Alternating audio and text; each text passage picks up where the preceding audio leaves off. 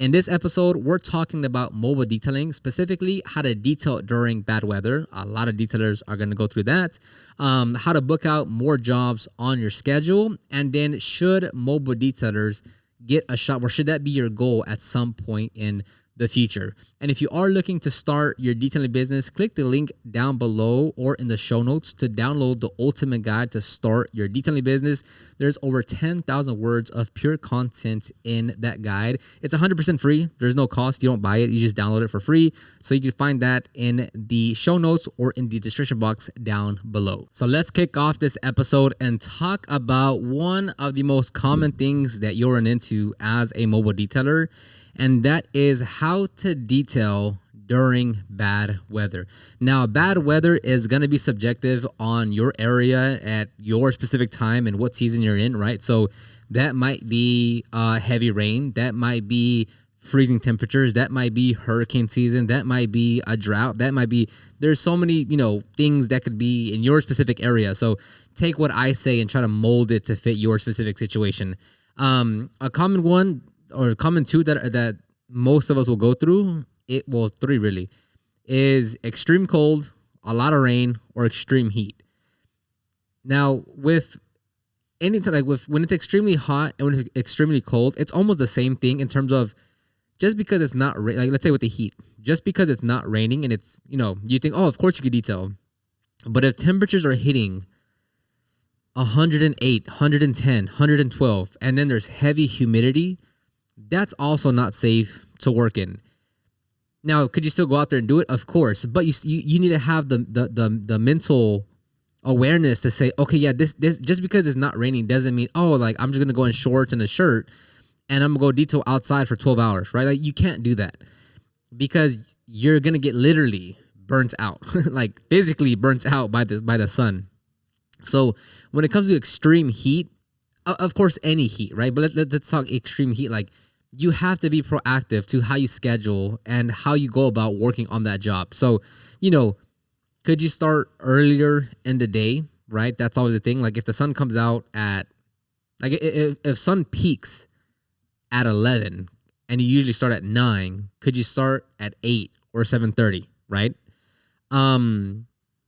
Always have the proper wear in terms of sunglasses, hat, sunscreen, long sleeves, water, hydration, as far as electrolytes. Like that has to be in place, because if you just go out there and you basically just like go so unprepared, you are going to get hurt, right? Hurt as far as like physically, like you will be drained. Like at the end of the day, you will be absolutely drained. And when you're just detailing as you, like as a single operator, as you as the only detailer, you can kind of go through the struggles. You can kind of, work through it, just because it's only you, it's your business. You're the one managing the schedule. But when you have a team, if it's just one other person, you can't have that same mentality where you're just going to like, tough it out and get through the detail when now you have someone else working for you, because it's not fair to put them through the same agony that you go through. But obviously you'll go through it because you're the business owner, and then your helper is just a helper, and like they don't care about the business as much as you do. And even if they did, like you shouldn't put someone else through the same agony that you go through, because you should be better prepared. So things that we do when it's hot is like, do you take a tent? Do you take sidewalls to cover like the left side of the tent? That way you get more shade. Taking plenty of water and electrolytes to stay hydrated. Taking breaks throughout the detail. If it's just, hey, go sit in the van for 5 minutes with the AC on and just cool down a bit, right? You won't push as hard, right? Because it's so hot. Like, if you normally take 3 hours on a detail, yeah, it might, and let's say you're doing 3 details in a day and you're on your 3rd detail, and it's okay. Typically this takes us 4 hours to complete, but it's the last detail of the day. We're tired. It's really hot. It might take you 5.5 hours, right? It's also taking that into account, because fatigue will kick in. Like you can't be full throttle 100% of the time on every detail, on every hour, right? As the day goes on, as it gets hotter, as you get more tired, you will start to feel that fatigue. So you also have to account into the schedule of like, okay, well, the first vehicle, we can start off strong. We'll get it done in time. The second vehicle, we'll slow down a bit, but it'll get done. By the 3rd vehicle, it's like, okay, we're tired. We're pushing here, but we're just, attrition is starting to kick in, and we're not going to finish it as fast as we normally do. So taking multiple breaks throughout the detail. I'm trying to find shade, right? Like if you can move the vehicle to be under shade, or moving the vehicle as the sun is moving along, that way you can always stay in the shade. You want to be proactive with any kind of detail, right? But you want to stay proactive with the weather, because it's gonna make your life easier. And again, a big thing is, like, if you have a team, if someone else works with you, you need to make it more comfortable for them, because it's not fair that you will put your unpreparedness to a team member, because then they're not going to like it. They're not going to want to go out. And again, like if it's 110 degrees outside with 70% humidity, like no matter what you do, it's going to suck out there. But you can do things to at least, set yourself up for success, to where you're not completely burnt out. Because yeah, one day, sure, like tough it out, right? But if you're out there every day and it's going to be that bad for like a whole month, like you're going to get burnt out. So then let's go on the opposite side of cold weather, right? And if there is a hot day where it's like 113, 14 degrees outside Fahrenheit, and there's high humidity, like, yeah, maybe there's a day where you don't go out and detail, or you cancel that detail and you push it to later on the day or something, because like it's also not safe and healthy for you to go out in those like extreme heat temperatures. Now on the same side, when it's really cold, right? It's the same thing. If it's extremely cold, again, cold is subjective based on where you are, right? Here in Texas, like, we'll see some 50s and 60s. We don't really get that often until like the 30s.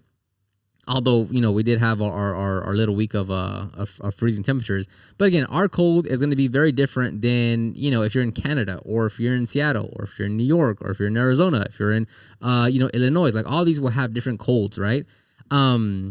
But if you are in the extreme cold, like, yeah, you're just, one, you might just not work, right? And then that gets into a different topic of like, well, if you have, depending where you are, if you have 2 months of extreme cold, or 3 months of cold where like you just can't work, well, then now you have to change your business to where of the 10 months that you can actually work, you have to save up enough money to where when the cold season hits, like where you just can't work, you're going to do fine, because you saved up money for that cold season that'll get you through. That way you're not struggling and trying to survive and trying to get jobs booked in when it's extremely cold, and like no one is getting work done because it's extremely cold. Like no one wants to get their car detailed. So that's a separate subject of like how you set up your business. And if it's 1 month, if it's 3 months of extreme cold or extreme weather where you can't really work, well, yeah, then you have to make sure that the 7, 8, 9, 10 months that you have that you can work, you have to really build up that fund and have a separate a fund for you to get you through the winter seasons. And again, that goes to a separate conversation of when now during the bad seasons, whether it's 1 month, 2 months, or 3 months, do you offer a different type of service, right? Or do you really try to book out different services for different seasons? Because, maybe in your area when it's, super cold for 2 months, and you can't really do mobile detailing, maybe you have more customers drop off their vehicle at your shop, or you focus more on, correction and coatings, or you get into, that's a separate subject as well. So when you're going out there in the cold, yeah, like, are you going prepared, right? The basic stuff of, you have warm weather socks? Do you have waterproof shoes or boots? Do you have enough layers of jackets and sweaters and vests and beanies and gloves? Do you have something to heat up the water when you're out in the field and it keeps it warm? Did you bring in your equipment at night so nothing freezes over? Did you clear out the line so water doesn't freeze up in your hoses? Things of that nature. Like, again, you have to think about what is a good thing to prep for in your area, but that's what you have to do. Like, you have to prep based on what you do. Next thing is the rain, right? Like a lot of us are going to face the rain. Like if you're in Seattle, like, you have a lot of rain out there, right? So it's like, so if you're a mobile detailer, well, how do you get around that, right? Do you buy a big enough tent, basically like a, what's the size? Like a 20 by, call it like a 20 by 20 tent that can fit like a full, like 2 cars in there, and you have sidewalls? Or do you get one of those giant tents that like it basically takes up the whole driveway, and you put like, it's basically like a mobile shop. And you put the sidewalls up and you detail in there. Do you have customers drop off their vehicle at your home location? Do you ask the customer if they have a garage that you can work out of? And then if they have a garage that you can work out of, make sure you bring enough lights, because most often than not, most garages have very little lighting. And if you want to make sure you're lighting up the interior, or if you have enough lights for the polishing or correction or whatever you're going to do, make sure you're bringing enough lights to get the job done correctly. Because what really sucks is when it's cloudy and rainy outside, so there's no sunlight coming in, and then you close the garage door because the vehicle fits in there, and then you try to get to work, and there's literally one little light bulb in the garage to try to light up the car or the interior. You're literally not going to see anything. You're going to miss a lot of spots on the detail, and you want to avoid that because it's not going to be a good experience. So you take some, like behind me, we have those rechargeable LED light bars, or you bring just plenty of lights that you can plug into an extension. But again, this comes to being proactive with what you're doing, right? Understanding your area, understanding your weather, understanding the services that you offer and what you need in order to do them to the best of your ability, right? Like you have to be able to be proactive with all of this. Like weather shouldn't sneak up on you, right? Like, if you go to a job tomorrow morning and you get to the job site and you're like, oh man, it's so cold today. It's like, well, you could have just checked the weather app the day before and seen that it was going to hit 20 degrees Fahrenheit. And that by, 1 o'clock, it was going to be at 17 degrees Fahrenheit. So you should have came more prepared, right? Or you can't go to a detail saying, oh man, what the heck? It's going to rain all day. It's like, well, yeah, like the weather has been projecting that the whole week is going to rain. And like, what are you doing thinking like, did you just not check at all or be proactive at all to check what the weather is going to be like, right? And there will be times where like the weather completely changes per what is projected, right? But you shouldn't really be surprised by weather if you're running this as a business, right? Like if you've lived in your area for more than a year, you're like, oh yeah, so January, February, those are the coldest months. June, July, it's typically when it starts to rain a lot more. And our best months are from September to December, right? Totally making up those things. That's don't mind about what I'm saying. But you get the point. Like you should know in your area what the best weather is, when's the worst weather, when it gets really cold, when it gets really hot, when the pollen starts to fall. You need to understand this in your area so you're better prepared and you're able to like just set yourself up for more success, right? So whether it's rain, whether it's cold, whether it's heat, whether it's whatever, it's like it's you being proactive and understanding your area and understanding the weather and understanding what best fits you for your situation. If you get a lot of rain or if you get a lot of snow or a lot of cold, like does it make sense to then offer like window tinting services? Because maybe, that's a year round thing that you can offer, or maybe because, 6 months out of the year, it gets really hot and people really want that. And you can kind of sell that throughout the year, or, you're going to have to figure out what works for you. But bad weather will get in the way. Like there's no way around it. Bad weather will become a challenge for you as a mobile detailer. It's going to happen. You can't get around it. It's going to happen. But on your part, on what you can actually control is what you do to try to be proactive against the weather that's against you, right? So like, like Angel, the guy that works with us, Angel, he gets most of his customers' cars dropped off at his home location now. Like he was a mobile detailer and he went out mobile detailing. But after a while, he's like, yeah, man, like everyone's dropping off their vehicle at my house now. So I just say I'm home base now, and everyone drops off. Like mostly everyone, I want to say like 9 out of 10 times they drop off their vehicle at his home location, and that's just what they do, So if it does rain or if it does whatever, like, well, they're just gonna drop it off at his home location. Will you lose some customers if you're no longer mobile and it's only home based? Yeah, for sure. Like us with our shop, like we miss out on customers because we're not as mobile anymore, right? But that's just the way it goes, right? Like you're never gonna please everyone, and you're not gonna book literally everyone in. But it's totally onto you of like making sure you're putting yourself in the best position. I think there's a bug on me. Putting yourself in the best position to handle the weather, right? You should never be surprised by weather as a detailer. You can't pull up to the detail the next morning and be like, oh, whoa, it's raining today. It's like, yeah, you should have just checked the app and better prepared, right? Does that mean you push the detail further in the day? Do you reschedule it altogether? Do they have a garage that you can work out of? Can they bring their vehicle to your home location? Like you got to figure out alternatives to still get the job done, even if you have bad weather on the horizon. Because if you're just, oh, bad weather, I guess I can't detail. It's like, well, good luck for the 2 months of cold and the 2 months of rain and the 1 month of heat. Like, you got to be able to be proactive and work around these things. And trust me, I've been through every scenario with detailing because, I've been doing it now since 2011. Like, I've been through every scenario when it comes to weather with mobile detailing. And if you're not prepared, it is not going to be a good time. So next one here is how to schedule more jobs on the schedule. This one comes down to, like, let's say you have one car a day, right? And even that, like, is it one service? Is it two services? Is it three services, right? So the biggest thing with this one, there's a fly around me. The biggest thing that you need to understand when it comes to booking out your schedule more is that you need to have a very thorough understanding of what your services are and how long they take. Because if you're doing, an interior deep cleaning and then like a wash and seal, right? Keeping things very generic here.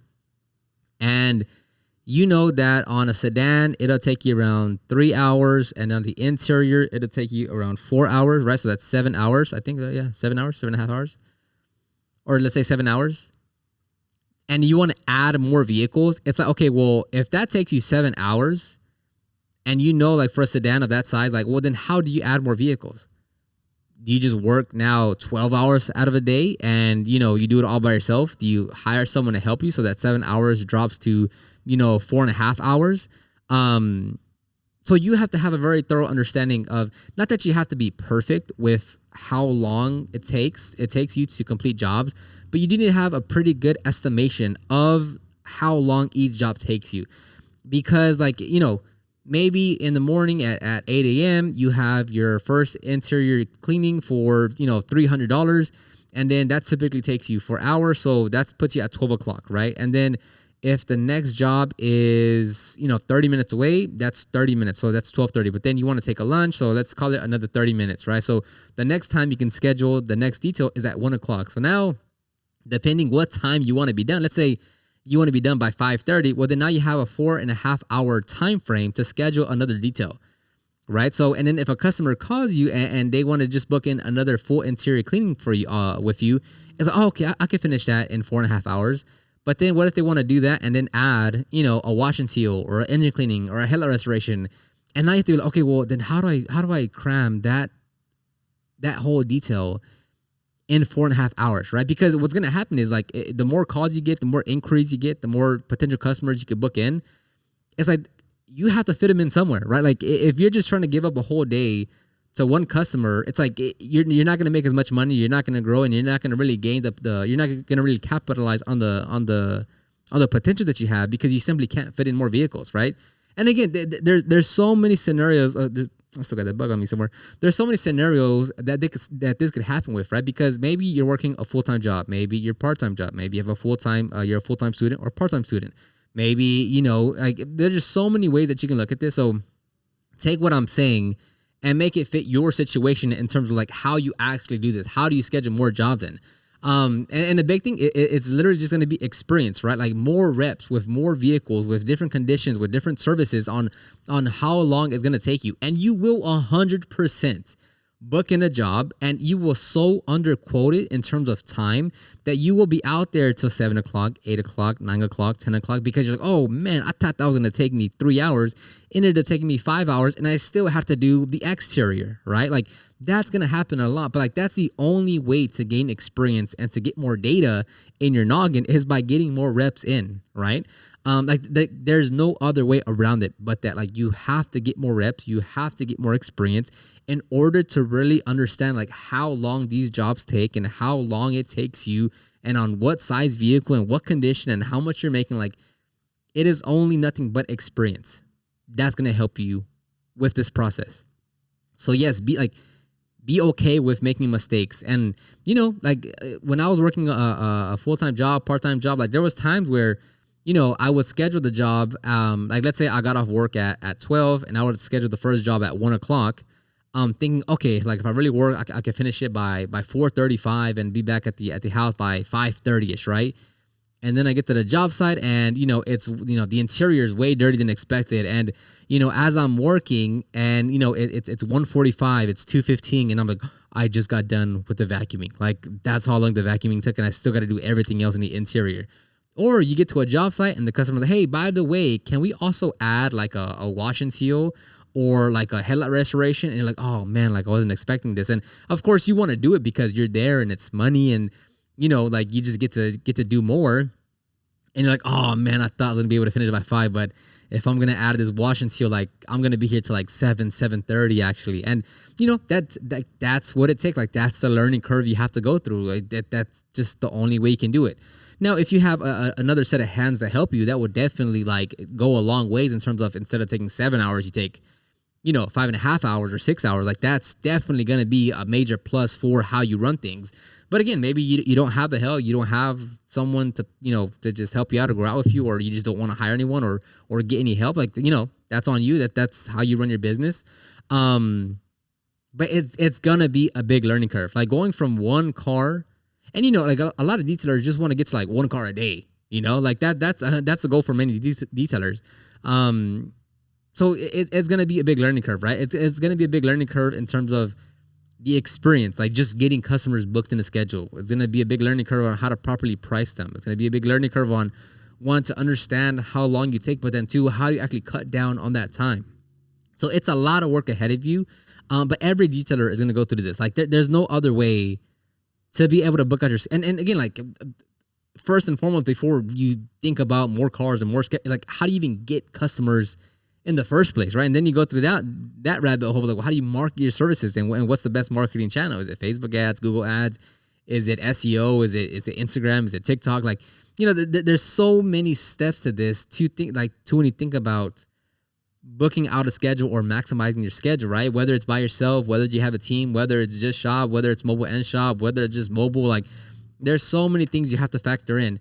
And whether it's trying to book out your schedule, or you're thinking about adding a new mobile van and now you have 2 units, or maybe you're working at a shop, or maybe it's a shop and mobile van, like it is a lot of learning. Like all you do is figure out solutions to problems. Like that's all you do every single day is you just learn, you just come up with solutions to problems. That's it.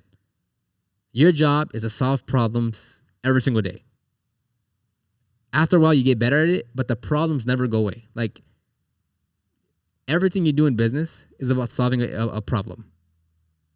Whether you're at $1,000 a month or $10,000 a month or $25,000 a month, the goal is just to solve problems. The problems change as your business grows and evolves, but all you're doing is solving problems. So keep that in mind. Next one here. Oh, my phone locked up on me. Next one here is the last point here is, should your goal, so this is, a lot of detailers, at least that I've seen, like a lot of them do talk about, hey, like potentially I want to have my own detail shop in the future. So it's like, should mobile detailers think about getting, or should a goal be for mobile detailers to get a shop? Now, a big thing, as you can imagine, is this is entirely based on you as a detailer and as a business owner and what you want to achieve and what you like to accomplish and, what you want to do. Is a detail shop worth it? At a high level overview, yes, it is, right? Because think about your schedule and what you do here. Now, just think about like let's say you have 2 cars on the schedule per day, right? Keeping things very general here. Let's say you have 2 jobs on the schedule per day, Monday through Friday, right? And all things stay the same, except now instead of driving to do those 2 customers come to your shop every single day. So think about how much time you're saving in drive time alone, right? It takes you from your house to the first customer, 20 minutes, and then the first customer to your second customer, another 20 minutes, that's 40 minutes, and then on the way back, you're gonna hit traffic. So let's say that's 30 minutes, that's 20, 40. What I say? Let's say almost an hour in drive time, right? And that's assuming like that those are pretty short drives. Like here in Houston, it's a pretty big city. Like we can drive 45 minutes one way, 30 minutes the other way, 40 minutes back. So I'm keeping things super simple here. But let's say it's an hour drive time, right?